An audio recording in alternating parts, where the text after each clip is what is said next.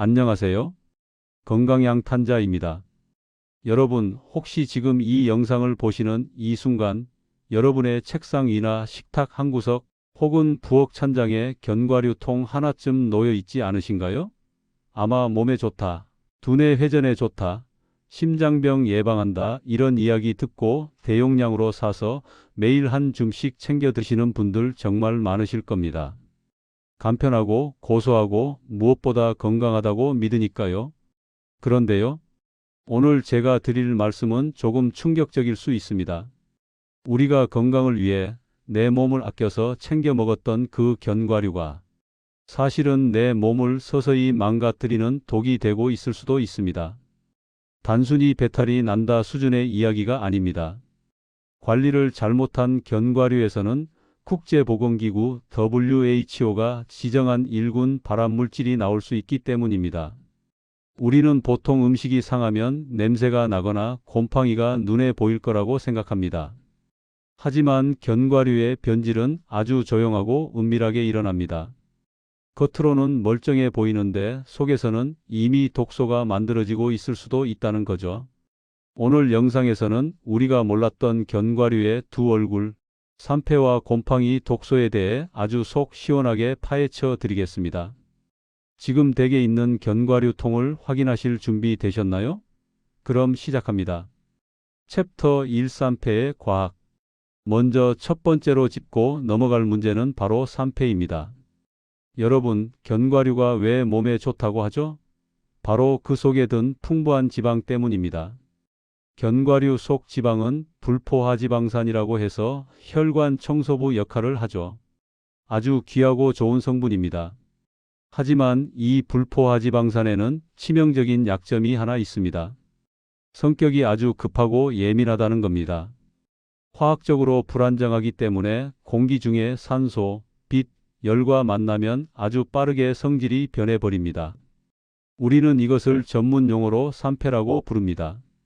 쉽게 말해서 기름이 쩔었다 혹은 상했다는 뜻입니다. 쇠가 공기 중에 오래 있으면 붉게 녹이 슬죠? 견과류의 산패는 기름이 녹쓰는 과정과 똑같습니다. 문제는 이렇게 산패된 기름이 우리 몸에 들어왔을 때입니다. 산패된 견과류를 먹는다는 건 내 몸속에 활성산소 폭탄을 던지는 것과 같습니다. 세포를 늙게 만들고 혈관에 염증을 일으키고 심하면 동맥경화를 유발합니다. 건강해지려고 먹었는데 오히려 내 몸을 늙고 병들게 만드는 겁니다. 특히 조심해야 할 건 껍질을 깐 호두나 볶은 아몬드 그리고 가루로 된 견과류입니다. 껍질이라는 보호막이 없어서 공기와 닿는 면적이 넓기 때문에 개봉하는 그 순간부터 산패 시계는 아주 빠르게 돌아갑니다. 그런데 사실 산패보다 더 무서운 게 따로 있습니다. 바로 두 번째 이야기입니다. 챕터 2 아플라톡신의 공포. 산패가 기름이 변질되는 화학 반응이라면 이번에 말씀드릴 건 생물학적 테러에 가깝습니다. 바로 곰팡이입니다. 에이, 곰팡이? 눈에 보이면 그냥 버리면 되지. 그게 뭐 대수냐 하시는 분들 계시죠? 천만의 말씀입니다. 견과류를 고온다습한 곳, 예를 들어 여름철 주방이나 습기 찬 찬장에 오래 방치하면 아스페르길루스라는 곰팡이가 피어납니다. 그리고 이 곰팡이는 아플라톡신이라는 아주 강력한 독소를 뿜어냅니다. 이 이름 오늘 꼭 기억하셔야 합니다. 아플라톡신.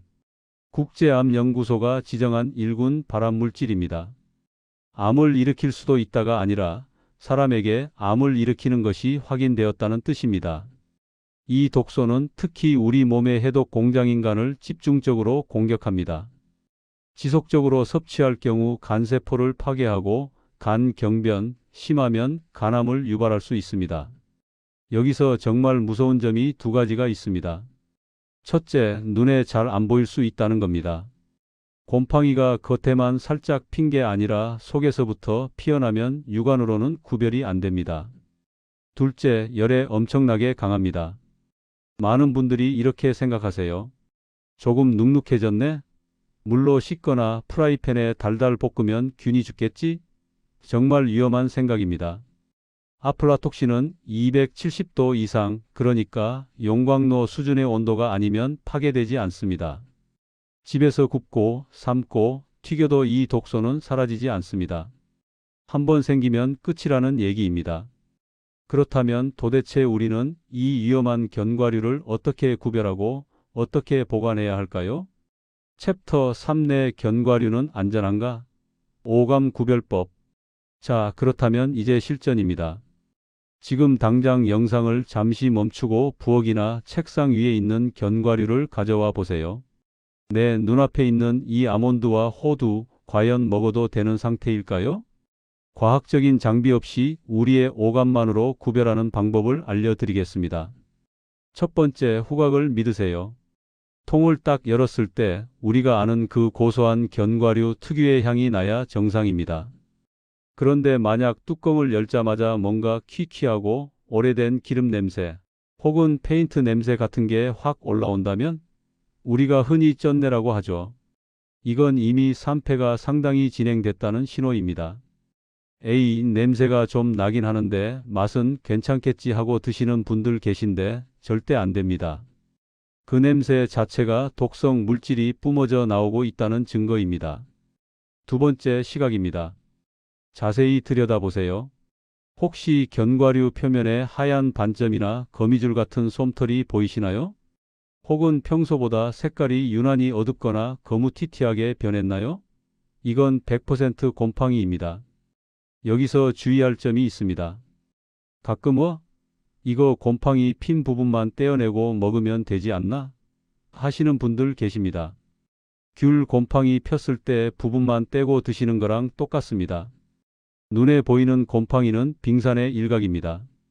이미 곰팡이의 뿌리, 즉 균사는 견과류 전체에 그리고 그 통 안에 있는 다른 견과류들한테까지 다 퍼진 상태입니다. 눈에 보이면 그 통 전체를 미련 없이 쓰레기통에 버리셔야 합니다. 세 번째, 미각입니다. 사실 이게 가장 위험하면서도 확실한 방법입니다. 겉보기엔 멀쩡해서 입에 넣었는데 씹는 순간 고소함 대신 혀끝을 찌르는 쓴맛 혹은 불쾌하고 시큼한 맛이 느껴질 때가 있습니다. 이때 상했나? 하면서도 그냥 꿀꺽 삼키는 분들 많으시죠? 절대 삼키시면 안 됩니다. 그 즉시 뱉으셔야 합니다. 그리고 물로 입안을 헹구세요. 그 쓴맛과 이상한 맛이 바로 산패된 기름과 독소의 맛입니다. 우리 몸이 이거 독이다, 뱉어라 하고 신호를 보내는 겁니다. 마지막으로 가장 중요한 착각 하나를 바로잡아 드립니다. 바로 유통기한입니다. 많은 분들이 봉지 뒷면을 봅니다. 유통기한이 2025년까지네? 아직 1년 남았으니까 식탁 위에 둬도 괜찮겠지. 이건 정말 큰 오해입니다. 유통기한은 포장을 뜯지 않았을 때, 진공 상태로 잘 보관됐을 때의 이야기입니다. 여러분이 봉지를 뜯는 그 순간, 공기가 들어가는 그 순간부터 유통기한은 아무런 의미가 없습니다. 개봉 후에는 유통기한이 아니라 보관 상태가 수명을 결정합니다. 자, 냄새가 나거나 색이 변했거나 맛이 이상하다면 고민하지 마세요. 아까워하지도 마세요. 몇만 원 아끼려다 몇백만 원 병원비 듭니다. 과감하게 버리는 게 여러분의 건강을 지키는 길입니다. 챕터 4 100점짜리 보관 원칙. 그럼 이제 해결책을 드려야겠죠. 도대체 어떻게 보관해야 안전하게 먹을 수 있냐? 정답은 딱 3가지 원칙만 기억하시면 됩니다. 첫 번째 원칙, 소분입니다. 대용량 물론 쌉니다. 하지만 혼자 사시거나 가족이 적은데 1kg, 2kg짜리 큰 봉지를 사는 건 사실상 산패된 기름을 먹겠다고 작정하는 것과 같습니다. 봉지를 열었다 닫았다 할 때마다 새로운 공기와 습기가 계속 들어갑니다. 견과류는 무조건 2주, 길어도 한 달 안에 다 먹을 수 있는 양만큼만 작은 걸로 사세요. 만약 대용량을 이미 샀다면 귀찮더라도 사오자마자 한 번 먹을 분량만큼 지퍼백이나 밀폐 용기에 따로따로 나눠 담으셔야 합니다. 두 번째 원칙, 밀봉입니다. 견과류의 최대 적은 공기입니다. 그냥 봉지 입구를 고무줄로 대충 묶어서 두시는 분들 계시죠? 공기 다 들어갑니다. 지퍼백을 쓰신다면 잠그기 전에 손으로 꾹 눌러서 공기를 최대한 빼주셔야 하고요. 더 좋은 건 진공 포장이나 이중 밀폐 용기를 사용하는 겁니다. 산소와의 접촉을 차단하는 게 핵심입니다. 세 번째, 가장 중요한 핵심 원칙입니다. 바로 장소입니다. 많은 분들이 견과류를 식탁 위, 책상 위, 찬장에 둡니다. 눈에 잘 띄어야 챙겨 먹으니까요. 하지만 이건 최악의 보관법입니다. 견과류는 상온에 두는 음식이 아닙니다. 견과류는 기름입니다. 여러분, 생선이나 고기를 식탁 위에 일주일 내내 두시나요?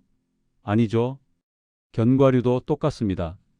견과류의 지정석은 바로 냉장고 혹은 냉동실입니다. 수분과 온도를 낮춰야 산패도 막고 곰팡이도 못 자랍니다.